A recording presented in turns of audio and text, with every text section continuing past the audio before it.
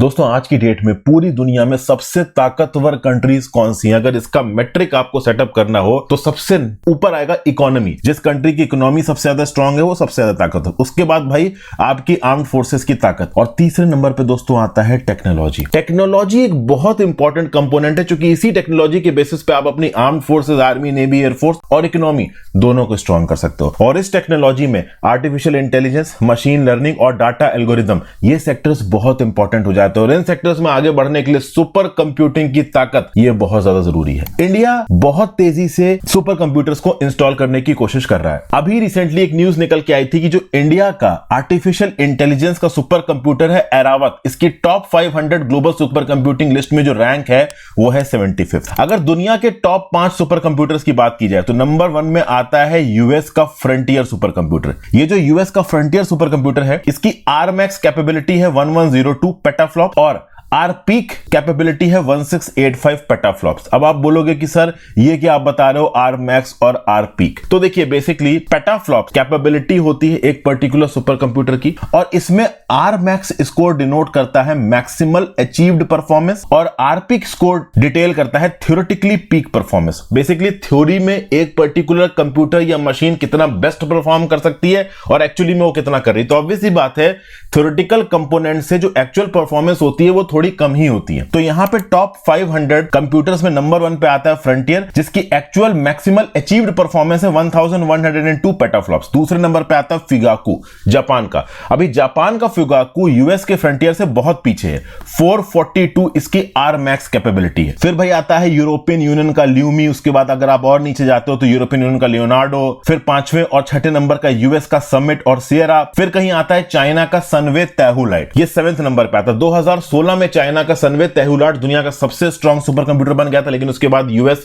और European union ने अपनी सुपर कंप्यूटिंग कैपेबिलिटी को बहुत तेजी से बढ़ाया। अब इस लिस्ट में 75वें नंबर पे आता है इंडिया का एरावत। जी हां, इंडिया का एरावत इंस्टॉल्ड कहां है? तो centre for development of advanced computing की जो लैब है पुणे महाराष्ट्र में, वहां पे प्लेस किया गया है एरावत को, under which program? National program on artificial intelligence by government of India. ठीक है भाई, तो ये एरावत को आप AI research, artificial intelligence research analytics और नॉलेज डिसेमिनेशन प्लेटफॉर्म भी बोलते हैं। एरावत को ये रैंक कहां दी गई? तो इंटरनेशनल सुपर कंप्यूटिंग कॉन्फ्रेंस हुई थी रिसेंटली जर्मनी में, वहां पे रैंक दी गई है। तो basically international super computing conference कहां हुई? जर्मनी में हुई, और एरावत को 75वीं रैंक दी गई है top 500 global super computing list में। ये सब इंपॉर्टेंट पॉइंट्स हो जाते हैं। तो एरावत हो गया हमारा टॉप का सुपर कंप्यूटर। इसके बाद कौन कौन से सुपर कंप्यूटर्स हैं हमारे टॉप के? तो इंडिया में दूसरे नंबर पे आता है परम सिद्धि सुपर कंप्यूटर। परम सिद्धि सुपर कंप्यूटर भी इंस्टॉल हुआ है कहां पे? Centre for development of advance computing में। क्वेश्चन यहां पे ये उठता है दोस्तों कि एरावत की कैपेबिलिटी कितनी है? तो आर पीक के हिसाब से एरावत की कैपेबिलिटी बताई जा रही है लगभग 13.17 टेराफ्लॉप्स। तो ये आर पीक है, आर मैक्स नहीं। आर मैक्स कैपेबिलिटी एरावत की है 8.5 पेटाफ्लॉप। अब सोचो दोस्तों, यूएस का फ्रंटियर सुपर कंप्यूटर 1102 पेटाफ्लॉप्स और इंडिया का एरावत 8.5 पेटाफ्लॉप। बट फिर भी इंडिया ओवरऑल डेवलप करने की कोशिश कर रहा है। देखिए यूएस बहुत एडवांस लेवल के आर्टिफिशियल इंटेलिजेंस के ऑपरेशन करता है, इंडिया अभी उस लेवल पे टेक्नोलॉजिकली प्रोग्रेस नहीं कर पाया है। तो इंडिया बहुत सारे छोटे छोटे सुपर कंप्यूटर्स बनाने की कोशिश कर रहा है, जिसमें टॉप पे है इस समय पे एरावत, उसके बाद परम सिद्धि जो कि centre for development advance computing Pune के ऑफिस में रखा है। फिर प्रत्युष सुपर कंप्यूटर रखा हुआ है Indian institute of tropical metrology Pune में।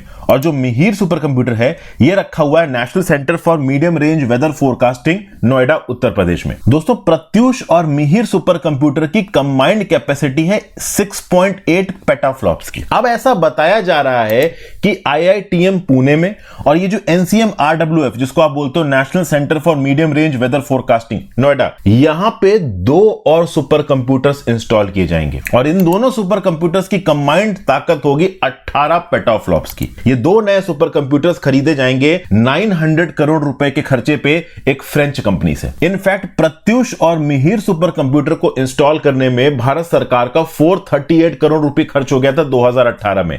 और 2 और जो नए हम लोग सुपर कंप्यूटर आईआईटीएम पुणे में और एनसीएम आरडब्ल्यूएफ नोएडा में लगाएंगे, इसमें खर्चा आएगा 900 करोड़ का। यहां पे भारत सरकार ऑलरेडी 4,500 करोड़ रुपए खर्च करने वाली है 2025 तक और हाई परफॉर्मेंस कंप्यूटर्स को खरीदने के लिए।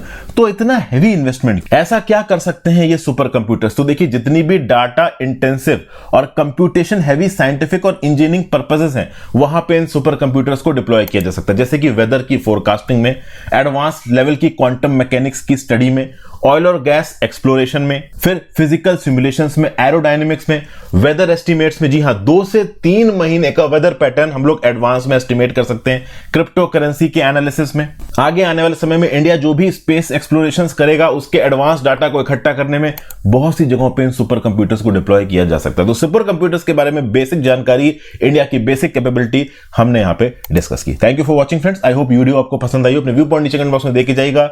चैनल को सब्सक्राइब कर लीजिएगा और हर्षित द्विवेदी एजुकेशन ऐप को इंस्टॉल करके आप कोर्सेज को चेकआउट कर सकते हैं। Have a great